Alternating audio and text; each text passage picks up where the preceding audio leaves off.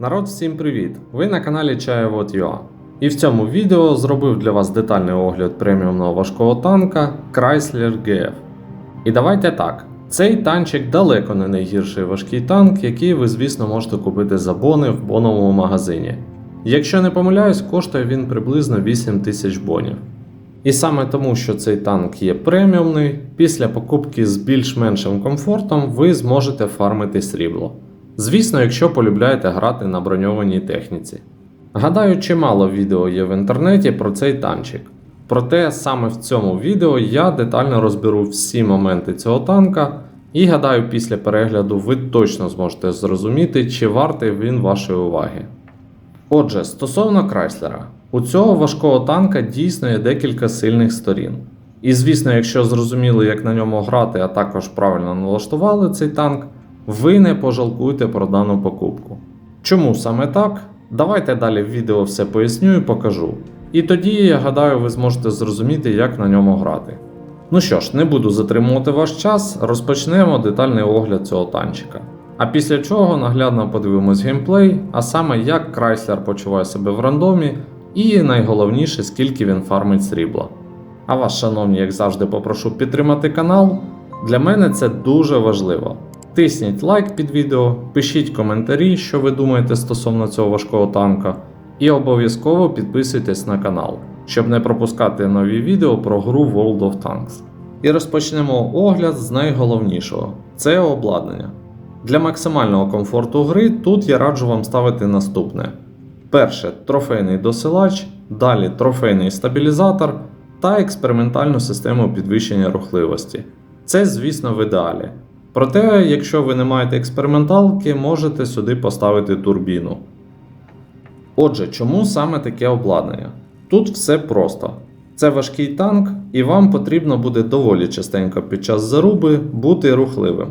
А найголовніше швиденько відкачувати заднім ходом і прятати НЛД. Це вам потрібно буде для того, щоб в першій же зарубі ви змогли засейвитись і продовжувати бадатись, а не просто відлетіти одразу в ангар. Адже пару км до максималки вперед або назад при геймплеї на цьому танку точно зайвими не будуть. Щодо стабілізатора, вам тут також потрібен максимальний комфорт стрільби, так як ви в 80, а то й в 90% випадків будете вицілювати в перестрілках ворогу вразливі зони. І при цьому будете рухатись, щоб вам ці зони не вицілювали. А тому, хто перший зможе звестись, той і буде в основному наносити урон. Гадаю, логіка тут вам теж зрозуміла. Саме тому я вважаю, що тут і потрібен стабілізатор. А от щодо досилача, гадаю, пояснювати не треба. Це база майже для всіх танків. Тепер йдемо далі. Щодо польової модернізації. Тут я раджу обрати наступні слоти. Перший слот обираємо на швидкість повороту шасі і до її міцності. Гадаю, тут зрозуміло. Наступний слот беремо на точність. А стосовно останнього слоту особисто я нічого не обирав. Хоча, якщо бажаєте, можете тут обрати на зменшення часу контузії екіпажу. Так як показник огляду тут в будь-якому випадку слабкий. Ну що ж, з цим моментом також розібрались, далі стосовно прокачки екіпажу. Тут я раджу в першу чергу качати наступні навички.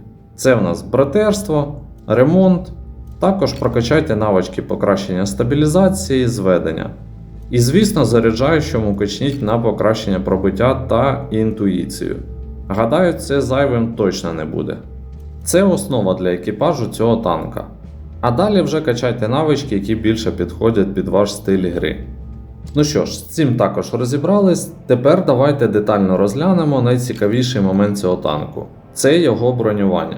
Адже я казав, що тут не все так просто. Тепер спробую вам пояснити, що треба робити, щоб виживати на цьому танку. Ну що ж, як ви бачите, на перший погляд тут все доволі круто в плані бронювання. Проте давайте більш детально глянемо. Спочатку найголовніше – це корпус. Маємо тут величезну ВЛД, яка на своєму рівні буде танкувати доволі непогано. Тут, як бачите, броня при таких кутах складає в середньому від 230 мм в нижній частині і вище аж до 250 мм. Але це під прямим кутом. Звісно, якщо почати хоч трішки довертати, показник, як ви бачите, змінюється. І навіть на голді вже далеко не всі будуть вас сюди шити. Щодо NLD, тут така ж сама ситуація. Якщо брати під прямим кутом, броня доволі посередня. Але все ж таки вона тут є. Проте варто трішки довернути корпус і вже картина стає більш кращою. І при такому довороті цей тяж дійсно може непогано танчити. Але є один момент. Щоб правильно танкувати на цьому танку, вам потрібно довертати корпус таким чином, щоб і спереду в ВЛД та НЛД були гарні кути, і при цьому борти не шились, так як вони тут майже під прямими кутами. Ну що ж, показую. Уявіть, що ви танкуєте і ворог приблизно ось тут. Отже, вам потрібно встати так ромбом, щоб ваша гармата дивилась на ворога, і при цьому була максимум на передньому катку, тобто приблизно ось тут. В такому випадку у вас буде гарне бронювання як передньої частини, так і бортів. Показую наглядно, яке бронювання у випадку такого розташування корпусу. І тут, як ви бачите, при таких кутах борт у вас ближче до передньої частини стає від 250 мм і далі аж до 300 плюс. Щодо ВЛД під такими кутами. Тут ми бачимо, що бронювання від 260 з копійками і також до 300 плюс. А от щодо НЛД, тут у нас картина від 250 мм і далі трішки більше. Отже, запам'ятайте, під час танкування ромбом ваша гармата повинна дивитись на передній каток, лівий чи правий, без різниці. Проте не перекручуйте корпус, бо буде залітати без проблем. Ну що ж, щодо бронювання корпуса, тут, гадаю, все зрозуміло. Тепер щодо башти. Тут, як не дивно, все доволі круто. Навіть командирський лючок тут має доволі круте бронювання, як на свій рівень. Отже, башта тут танкує дуже добре. Проте є але. Ви не завжди будете катати проти 8 рівнів. І коли ви будете попадати до 9 або 10, звісно, ті, хто катають на голді, будуть вас вже шити без проблем. Особливо ось ці місця на башті біля маски. Тут бронювання складає всього 270 мм приблизно. Ну і звісно, корпус треба буде ретельніше прятати. Але все ж таки у цього танка більше шансів танканути 9-10 рівні, ніж у багатьох інших ваших однокласників. Тож, народ, так, броня у Крайслера дійсно є. І якщо ви зрозумієте, як правильно на ньому танкувати, ви будете отримувати насолоду від гри на цьому танчику. Ну що ж, з бронюванням також розібрались, тепер коротенько стосовно снарядів. По-перше, маємо тут 105-й калібр. Основні снаряди у нас ББшки. Вони тут і непогані, і не імбові. Отже, 320 альфи з пострілу, 198 мм пробиття та 945 метрів на секунду швидкість польоту. Щодо цих ББшок, якщо ви будете грати на своєму рівні, вам їх повинно вистачати, ну принаймні в більшості випадків. Проте по всяким броньованим цілям я раджу заряджати голдові підколи. Щодо цих підколів, тут також 320 альфи, 260 мм пробиття та вже комфортні 1181 метр на секунду швидкість польоту. А також маємо фугаси. 420 альфи, 53 мм пробиття та 945 метрів на секунду швидкість польоту. Щодо цих фугасів, як бачите, вони тут самі звичайні. Ну що, народ, про всі основні моменти цього важкого танка я вам розповів і показав. Тепер давайте подивимося, як цей танк веде себе в рандомі. Отже, тиснемо лайк під відео і погнали!